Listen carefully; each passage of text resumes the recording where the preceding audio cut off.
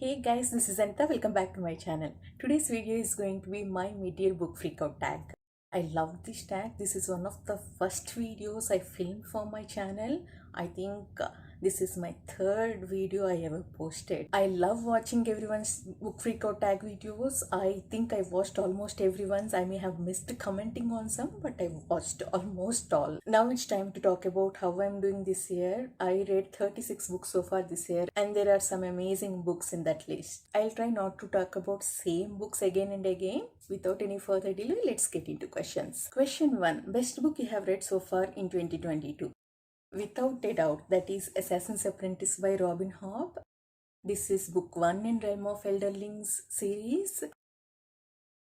I have read 5 books so far in this series and all have been amazing, but no other book made me feel the way this book made me feel. This is perfect for me in every way. Though this is first person POV, Hobb did an incredible job with that. I never thought first person POV can be this good. This is a story of a kid called Fizz. When he was 6 years old, his grandfather brings him to one of the royal outposts and tells the guard that this kid is the bastard of the king in waiting, and we follow Fizz from there. Everything in this book worked for me. World building, magic system, characters, it's just perfection. Question 2. Best sequel you have read so far in 2022? This is one of the toughest questions to answer for me because I have read some amazing sequels.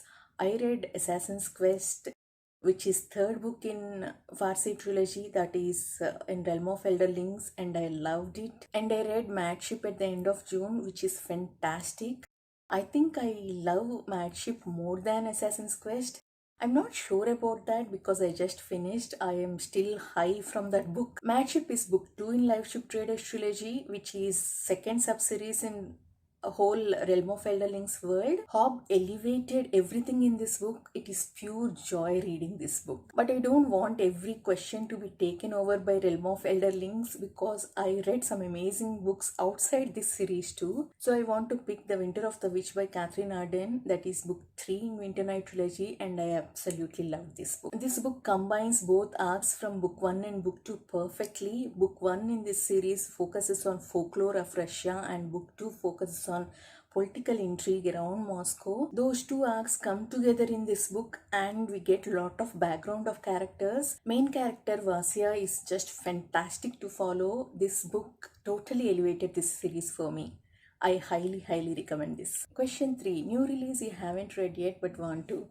I have so many books I want to read, but I am going to mention 2 here. The first one is The Justice of Kings by Richard Swan. The premise sounds like tailor-made for me. This is about a judge who travels the kingdom and upholds the law. Alan has an amazing review of this book. I linked that in the description. I saw his review and I immediately knew this is going to be 5-star read for me. The only reason I haven't read this yet is I don't start and finish series. I just hope this is not going to be a long series because I don't want to wait for a long time. And the next book I want to mention is Legends and Lattice by Travis Baldry.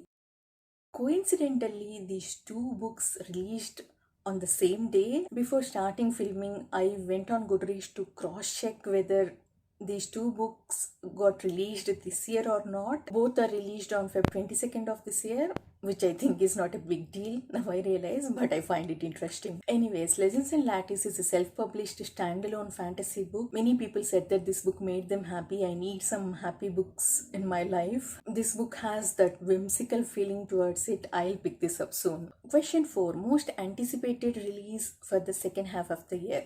Actually nothing. I don't read unfinished series, though there is nothing I am looking forward to eagerly. Unless you count the series I am waiting for them to finish so that I can start. One of them is Children of Memory by Adrian Tchaikovsky. This is book 3 in Children of Time series. This is coming out in November of this year. If you have been on my channel already, you know that I like Tchaikovsky books. Last year I read Guns of the Dawn and I absolutely loved it, and I have been working through Shadows of the App series. I have only 2 books left from that series. So I'm waiting for Children of Time to be finished so that I can pick it up. I hope Children of Memory is the last one in this series because I want to pick this up immediately after finishing Shadows of the App. Another series I want to mention is Aurelian Cycle series. Book 3 Fury Song is coming out in August. Many people recommended this series to me. I heard there is a lot of political intrigue in this series and there is revolution. I love books which has revolutions. That's my thing. So I will pick this series soon. Question 5. Biggest disappointment. There are a couple of books I gave only 2.5 stars like Emperor's Blades and Haunting of Tramcar 015, but they are not my biggest disappointments. I'm going to pick a book I gave a bit higher rating. I gave this book 3.25 stars, but this is my biggest disappointment because I had way higher expectations for this book. That is Song of Achilles by Madeline Miller. I liked Circe by Madeline Miller a lot. I loved her writing style, so I have high expectations for Song of Achilles. I did not hate the book. There are things I liked, but I was little bored with the main character. I wasn't invested in him. I wasn't invested in the story. I'm really sorry about that. Question 6. Biggest surprise.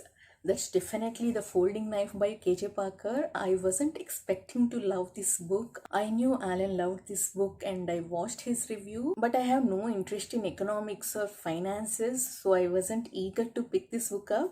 But in February, Alan's Patreon pick was The Company by KJ Parker. I checked the premise of The Company and I immediately wanted to read that. But someone in Goodreads review mentioned that Company isn't the best starting point for KJ Parker. And Alan also recommended Folding Knife to be the starting point.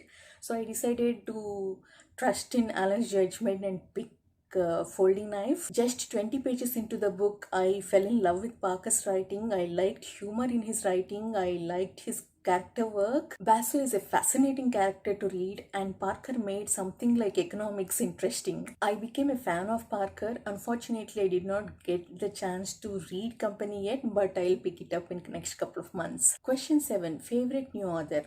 That's Robin Hobb without a doubt. Her character work is just fantastic and her conversations between characters are so realistic and relatable. And the way Hobb weaves the story and connects all arcs is just amazing. I read 5 of her books so far and 3 of them are 5 stars and 2 are 4.5 stars. Though her stories are heartbreaking, interactions between the characters just give me joy. I also enjoyed KJ Parker's writing, but I read only one book from him. The first thing that impressed me in Folding Knife was Parker's writing. I just want to mention it because I loved it so much. Question 8. Newest fictional crush. I always struggle with this question. I don't get crushes with characters from books. I have seen people changing this question to favorite romance. I think Angela from Literature Alliance started this trend, but I have a struggle picking that too. I went on Goodreads and checked all the books I have read so far this year and I can't pick a romance I liked. I came close to picking The Couple from Well of Ascension, book 2 from Mistborn. I like both the characters, but the conflict felt forced and unnecessary to me. I read a romance book this year, Act Your Age, E.V. Brown. While I enjoyed this book, I don't want to pick this romance because it is too fast for my liking. So I decided to give up this idea of picking favorite romance and go with the favorite character. Next question is to pick newest favorite character. So I decided to go with 2 favorite characters, one for each question. My first pick is going to be Kelsier from Final Empire, book 1 from Mistborn. I love Kelsier. I always love characters who inspire people, who start rebellions, who are willing to do anything for what they believe in. And Kelsier has other awesome qualities like treating his crew as family. I love him so much. Every time Win thinks Kelsier is bad and he doesn't regret killing nobleman, I just flinch. I just love him so much. And the next character I want to pick is Winter Henglass from Thousand Names by Django Wexler. This is book 1 from Shadow Campaigns. This is another book that surprised me. I wasn't really expecting incredible character work from this book. Winter is a sergeant in an army. She's disguised as man. She's brave, resourceful. She thinks quick on her feet and saves her regiment many times. I just can't wait to see her in next books. I hope she remains as compelling as in the first book. Question 10. Book that made you cry. I am an emotional reader. I almost cry with every book, but I'm going to pick The Sword of Kagan by M.L. Wong. This is a heartbreaking book. Enemy kingdom attacks our main character's village and the entire village fights in that battle. The loss is personal. Wong executed these scenes very well. It was so heartbreaking seeing them dealing with that loss and rebuilding. While reading this book, I googled whether there is limit to tears human body can produce. I cried that much, and I read this book immediately after reading The Final Empire. I already cried a lot in that book. The worst part is I already knew what happens at the end of Final Empire. That book was spoiled for me. Even then, the ending of Final Empire broke me, and immediately I picked Sword of Kaigan. Those 4-5 days I was just crying. This made me decide I need to add some happy books to my TBR. Some palette cleansers like romance or thriller books, if not happy books. Question 11. Book that made me happy. I hope you're not going to be scandalized with my answer, because people pick these books for books that made them cry, and I'm going to choose for book that made me happy. That is Assassin's Apprentice by Robin Hobb. There are definitely sad moments in this book, but overall I felt pure joy. Writing is beautiful and world building is perfect. There are no infodumps. And this book gave me a lot of nostalgia. As a kid, I used to read short stories in my first language with kingdoms and cool animal companions, with mysterious travelers coming by ships. That's what this book reminded me of. It was a wonderful experience reading this book. Question 12. Most beautiful book you have bought so far this year? I don't buy many books. I use my library. Out of few books I bought, I like my matte ship copy. I like this white background and this gold foil. I was extra careful holding this book while reading. I didn't want to break the spine. It was tough, but I did it. Question 13. What books do you need to read by the end of the year? I am a planned reader. I know mood reading is a thing in booktube these days, but I am not a mood reader. I had a strict plan in the beginning of the year what series to start and what standalones to read. So I am confident that I will finish Tournament Trilogy from Realm of Elderlings, and I will read first 3 books in the First Law series, and I'm finishing up Mistborn Era 1 this month. I also want to complete Warbreaker and Elantris by Sanderson this year, so that I can start Stormlight Archive next year. My fantasy stats are okay, but my sci-fi stats are close to 0. I need to pick up a few sci-fi books in next 6 months. So my sci-fi stats remind me to freak out a little.